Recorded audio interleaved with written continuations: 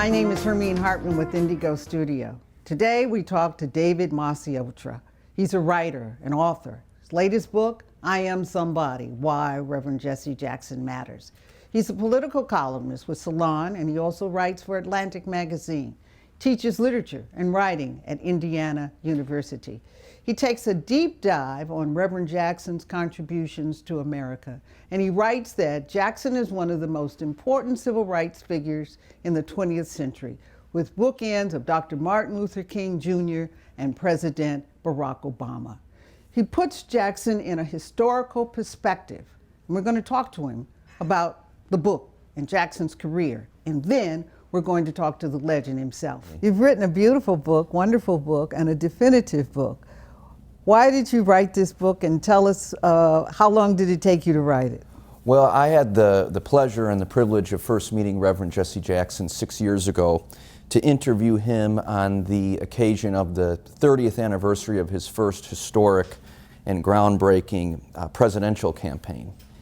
And it was a true blessing of my life that he and I developed a rapport. So that first interview led to many more interviews, and I was able to accompany him on some of his travels. And I realized that one article or even a series of articles was insufficient to capture this momentous life and to capture the profound implications of this life, because as I argue in the book, Reverend Jackson is the most effective and consequential living civil rights leader. So through a study of his life, his accomplishments, his struggles, his battles, we not only learn about, as the subtitle suggests, why Jesse Jackson matters, but we also learn about what it is that Reverend Jackson fought. So you write that Reverend Jackson is one of the most important civil rights figures in the 20th century. Elaborate on that.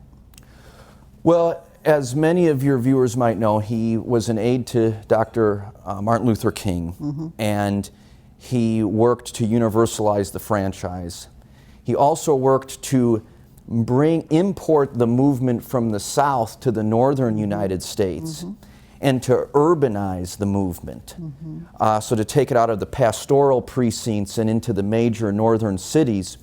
And he did so with what Middlebury University calls the most important but least known civil rights story in American history, and that's Operation Breadbasket and the early years of Operation Push, which led to the employment of thousands of black workers, the admission of thousands of workers into trade unions, and the procurement of millions of dollars in profit for black business owners who were otherwise excluded.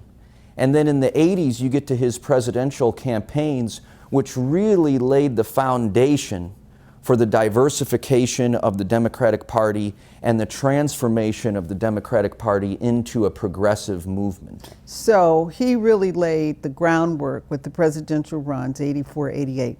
A lot of people say he made the path for President Obama, but he really made the path for Clinton, President Obama, and Hillary Clinton's run.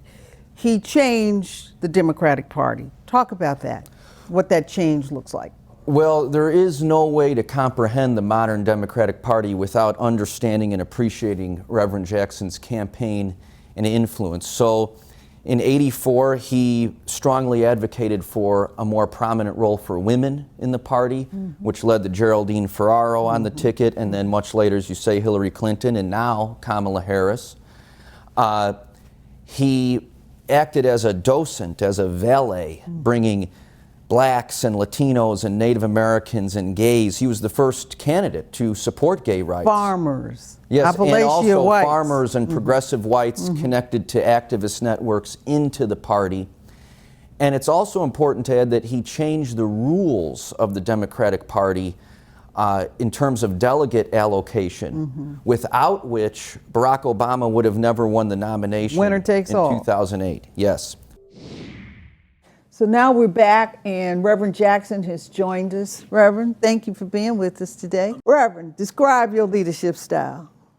In your words, what's the Jesse Jackson leadership style? It comes out of situational leadership.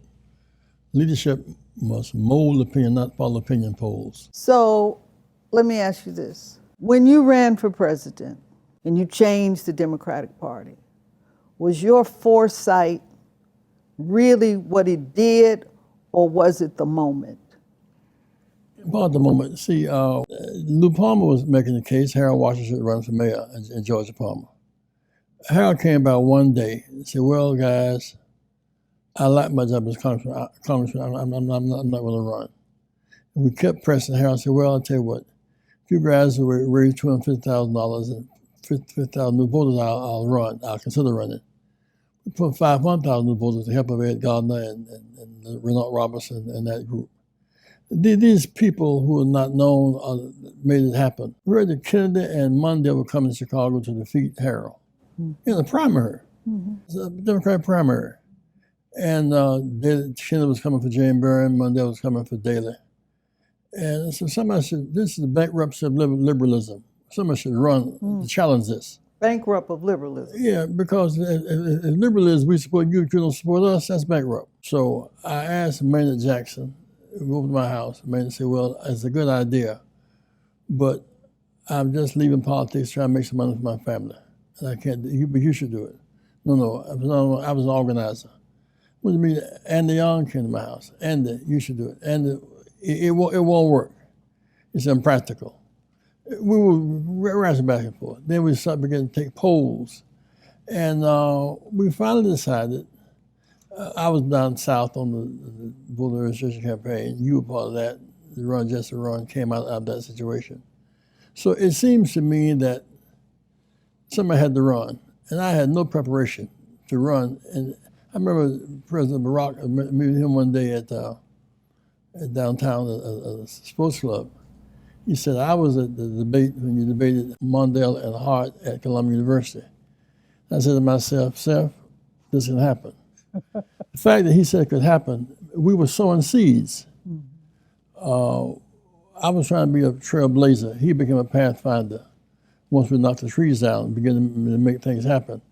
I'm excited about his candidacy because A, he won, but B, he fulfilled so many of our dreams. I remember meeting with Hewlett Packard in Silicon Valley. 186 white board members, 36 women, 3 blacks, 1 Latino.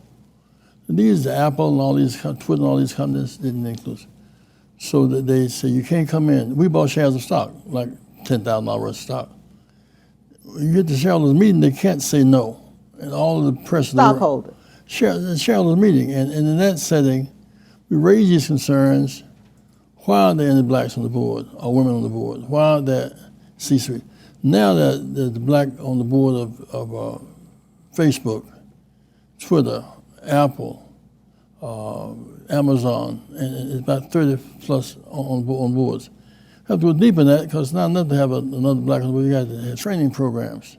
So we use our leverage and our persona to force the press to deal with the hypocrisy of certain companies. Had great images on their advertisement, but not so great behind the scenes.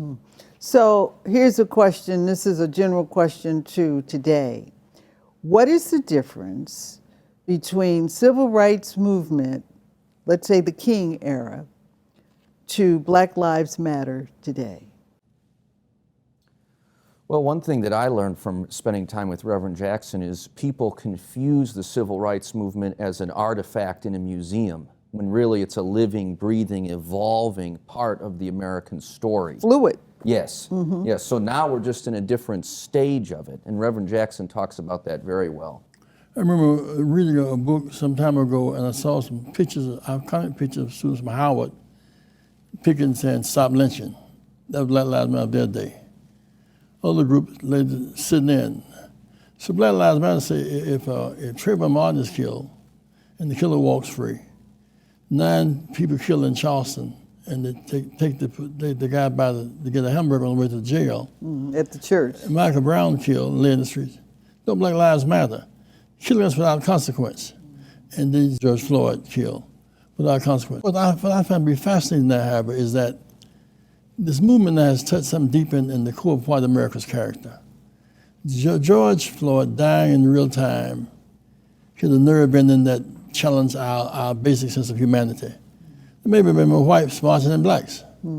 It's manifesting itself politically. I mean, it's not just a march. These marches are turned into political sophistication. When Dr. King spoke in Washington in '63, only one black official in the whole South, Leroy Johnson, Atlanta, only one. Now, he never saw a black man of Atlanta, or Augusta, Savannah, or Dallas, or Houston, or Washington, D.C., Or Chicago. or Chicago. So that the vote in the camera. The camera exposed ugliness, the vote is power. If George Floyd had to tell his own story, police would have lied. They did lie. Lying eyes, you know. The cameras has been a big factor in exposing ugliness and the vote. You deserve the Nobel Peace Prize, and we're going to get it. The Cuba experience? Yes. Yes. Yeah. And the Mandela experience. Of course. One night, Castro and I, he said, I want you to go to the university. And I spoke to 5,000 students. I said, stop by the church with me.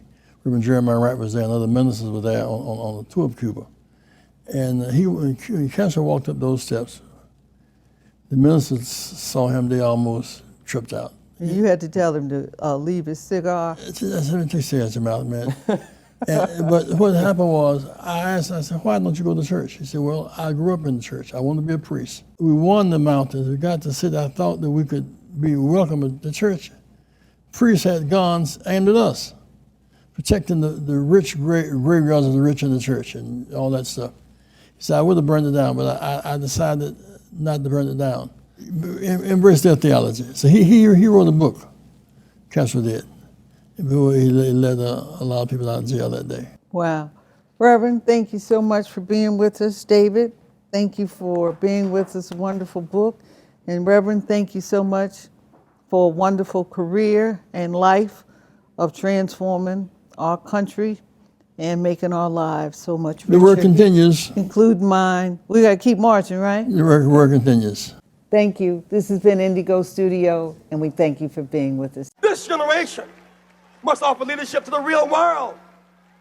We're losing ground in Latin America, Middle East, South Africa because we're not focusing on the real world. That real world. We must use basic principles. Support human rights. We believe in that. Support self-determination. We're built on that. Support economic development. You know it's right. Be consistent and gain our moral authority in the world. I challenge you tonight, my friends. Let's be bigger and better as a nation and as a party.